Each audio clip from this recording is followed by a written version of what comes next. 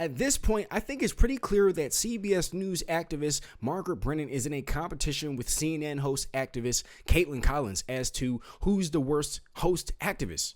Who's the worst activist host? What do you guys think about that? Let me know down below in the comments. Shout out to Tim Scott out here defending himself against these left-wing ridiculous agendas and lies and philosophies and all that kind of stuff. He's a really intelligent guy, and he's pretty on point. He pretty much shoots his point out there. He's very straightforward. He gets to the point immediately. He's very knowledgeable about what's going on, and he pretty much remains very stoic through this against complete BS news activist Margaret Brennan. All right, guys, so it's pretty crazy. She's going to just let loose and just attack him full-fledged, and we're about to get right into it. So stay tuned for that. Shout out to the King Squad. Smash the like button, hit subscribe. Make sure to share these videos. Thank you for all donations and emails. Let's get right into the video. Because, look, I mean, people at home watching this say this was a moment that was missed. And because of that, this just looks like it's playing politics again. I mean, think they're playing politics. You're right. But what about Republicans here? Because I know you're saying you're at the table. You're at the table, but when you're coming back to defunding the police, which was a very effective political line. No, it's actually parts of their legislation. Now, Margaret, if we're going to be fair to the American people to get the whole story, you have to allow me to have a conversation about the issue that I've been working on for the last 2 years. So I'm going to give you the answer to the defunding the police. But isn't this just Republicans not wanting to look like they are being soft on crime ahead of the 2020 races? Of course not. That's the answer to the question. No. Was that part of your calculation at all? Not at all. Why would I be at a table? I'm the person who has lived in the communities that we're talking about. I'm the person who has experienced the challenges that we are trying to solve. I'm the person who understands and appreciates this issue intimately. I'm not having an academic conversation about something I know very little about. So you said, let me finish. I understand this issue better than most people. And I will tell you this, that if you want to keep our communities safe, you have to properly fund the police. If you say to the police, I'm going to reduce your funding if you don't allow us to nationalize this conversation and nationalize local police, you lose funding. That is something I won't agree to. Local police should be local issues. We can do a better job by providing more resources, not by taking away resources. So I just want to make sure to button this up. Certainly. The issue that for you sunk all of this had to do with funding related to data collection about traffic stops at the national level? Absolutely. I gave you asked me for specificity. I gave you an example. There were eight or nine issues, 8 or 9 parts of the bill where the answer the Democrats put on the table was reducing the funding to the police. When you have one issue, we can work that out. When you have 8 different areas of the legislation that reduces funding, that's a different conversation. So I just want to interject right there. Okay, she is really just furious over the fact that she can't manipulate him. She cannot manipulate him to conquer him with her narratives. All right, and this is even bigger because it's coming from an African American man. All right, she's like, why aren't you falling for this? Why don't you think everybody's out to get you? Why aren't you sitting here screaming racism like the rest of these liberals? Why aren't you falling into the left-wing mainstream, media's lies, the mainstream media's lies? Okay, she's pissed. So she's over here trying to talk over him, trying to, overpower him and really shut him down. And he's over here just conquering the conversation and just letting it be known what's going on. So shout out to Tim Scott for this. Okay, it gets a lot crazier. So definitely stay tuned for that. And at this point, who's convinced that she's just pure evil? I'm really convinced that Margaret Brennan is complete evil. I'm ultimately convinced. But let's get into it. You'll see what I'm talking about. Let's go. Now you're talking about defunding the police. You may not like that as a statement, but it's actually what you can read in the language of the bill. Okay, we'll leave it there, but Senator Booker has said on MSNBC... Well, all you have to do is actually read the areas of the bill that actually reduce the funding. Okay. That's available. So obviously that's a big point of disagreement between the two of you and the interpretation. Only if you can't read. Are you saying Senator Booker can't read? I'm only saying that if you read the legislation, it's pretty simple. This is not something that I'm making up and we can debate our facts. We can actually say in several different areas of the bill, it reduces funding. I want to ask you about other happenings or lack of happenings on Capitol Hill. Okay.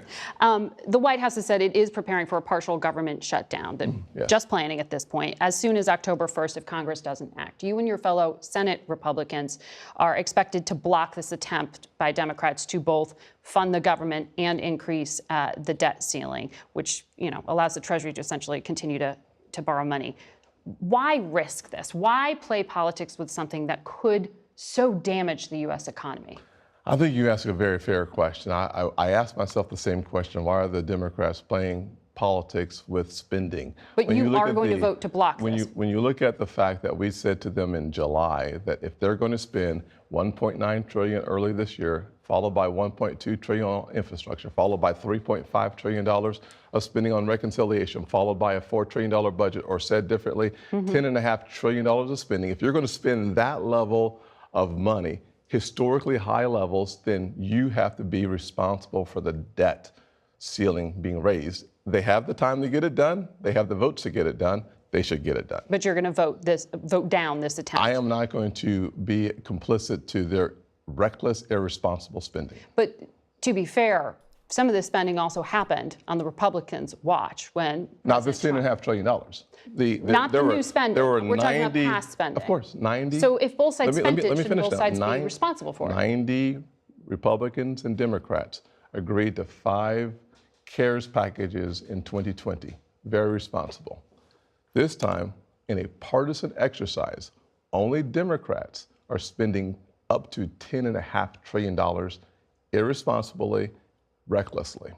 So this is really about. And ultimately, it shows this is an excellent display of the fact that they can't take accountability, okay? They just want to do whatever they want to do, and have everybody just, bow down to their will, and they can continue to just get away with whatever they want to get away with.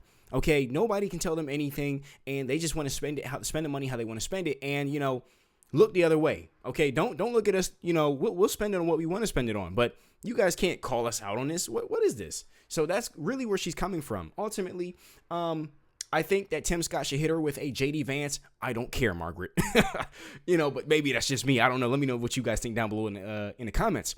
I really look forward to seeing what you guys have to say.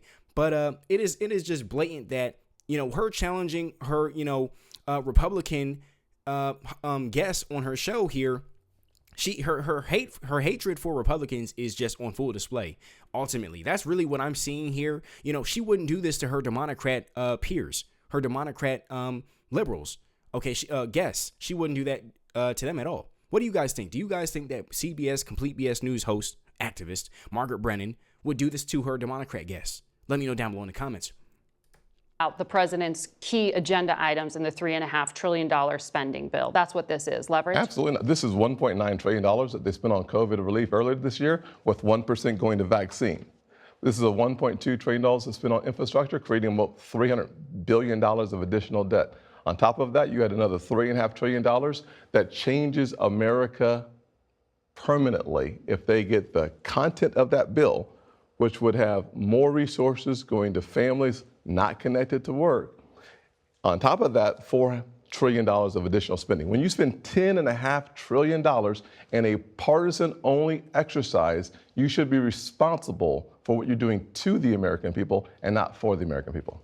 Is the government going to shut down, and are we really going to have this argument yet again on something that for the American people just looks like Congress can't agree to pay for things it's already doing?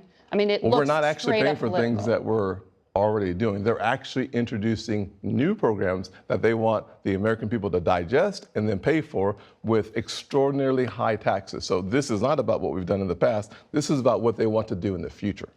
I want to also ask you about immigration.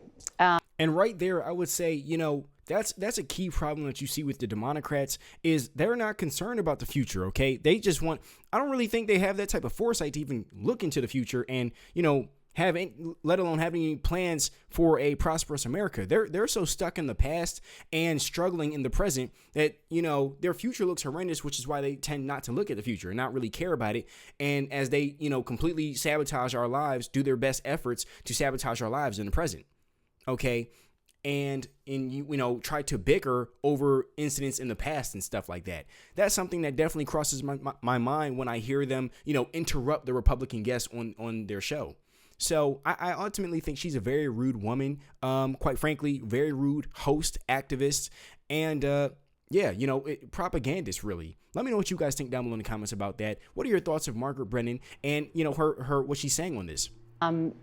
You didn't seem to have a problem when President Trump adopted these pandemic-era regulations, Title 42, which allows for those migrants crossing the border to be expelled without first being guaranteed asylum hearings. This was all justified under the pandemic. The Biden administration kept those things in place.